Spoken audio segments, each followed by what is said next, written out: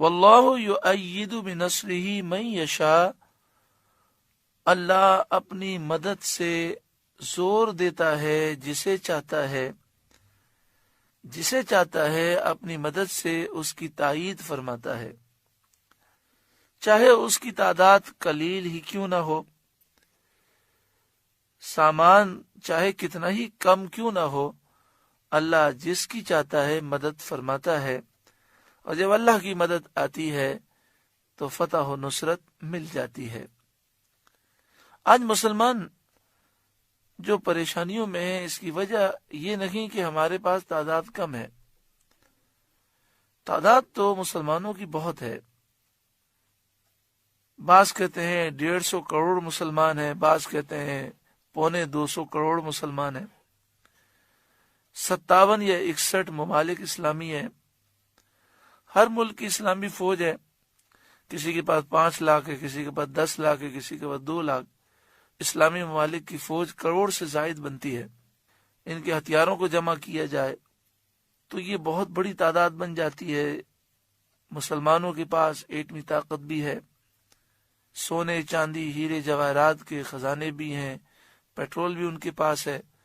لیکن آج جتنی ذلت ہے ایسی ذلت کبھی مسلمانوں کو ہوئی نہیں ہے۔ اس کی وجہ یہ ہے کہ ہم نے قرآن پاک کا دامن چھوڑ دیا، فحاشی، عریانی، بے حیائی، گناہوں بری زندگی، یہود و نصارہ کی تقلید، ان کا کلچر، ان کی تہذیب، اور ان چیزوں میں ہماری نسلیں لگ گئیں، سوچ کا دائرہ بدل گیا، اس لیے ذلت و رسوائی ہے۔ ضرورت اس بات کی ہے کہ سب دوبارہ دین اسلام کی طرف آئیں، سب نبی اکرم صلی اللہ علیہ وآلہ وسلم کی شریعت کی پابندی کریں، غیبی مدد پھر انشاءاللہ تعالی حاصل ہوگی۔ ان فی ذلک لعبرۃ لأولی الابصار، بے شک اس میں عقل مندوں کے لیے ضرور دیکھ کر سیکھنا ہے، عقل مندوں کے لیے بصیرت ہے، عقل مندوں کے لیے عبرت ہے۔ اولی الابصار عقل مندوں کو کہتے ہیں، یعنی جنہیں اللہ نے وہ بصیرت دی ہے کہ دیکھ کر وہ نصیحت حاصل کرتے ہیں۔ اللہ تعالی ہمیں ایسی نگاہیں عطا فرمائے کہ ہم عبرت حاصل کریں، دین اسلام کی خاطر اپنا سب کچھ قربان کرنا سیکھیں۔ زُیِّنَ لِلنَّاسِ حُبُّ الشہوات، لوگوں کے لیے آراستہ کی گئی ان خواہشوں کی محبت، من النساء عورتیں، والبنین اور بیٹے۔ دیکھیں اس آیت کریمہ میں اس بات کا بیان ہے کہ اللہ تبارک و تعالی نے ہمارے لیے ایک امتحان مقرر فرمایا، ان چیزوں کی محبتیں انسان کے لیے آراستہ کر دی گئیں، دل میں محبتیں ڈالی گئیں، انسان کو اپنے گھر والوں سے، بچوں سے،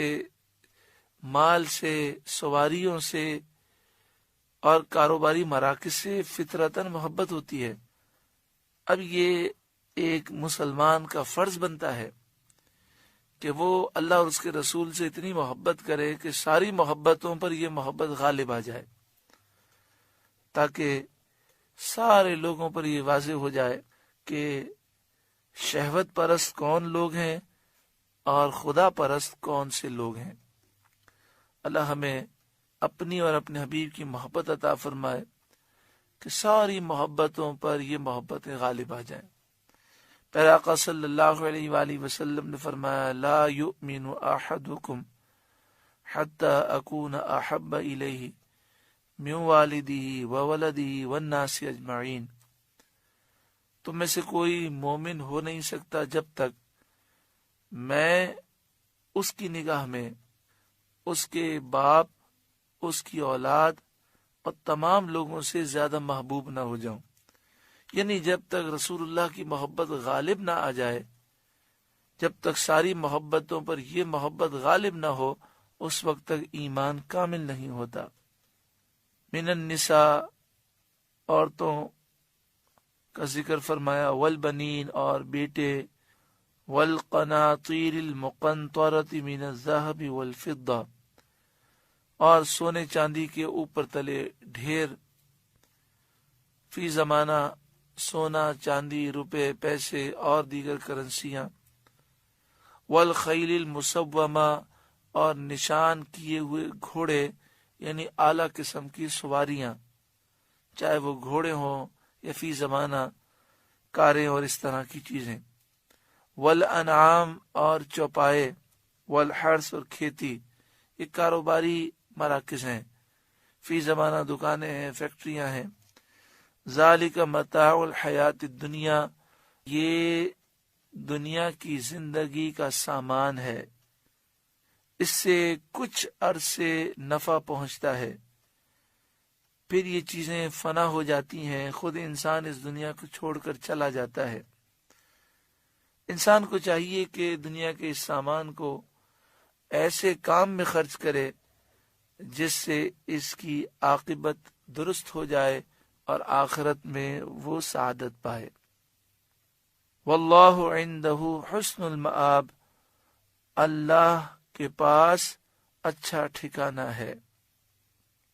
وہ اچھا ٹھکانہ کیا ہے؟ وہ جنت ہے۔ تو چاہیے کہ انسان جنت کی رغبت اپنے دل میں رکھے اور دنیائے ناپائیدار کی فانی چیزوں سے دل نہ لگائے۔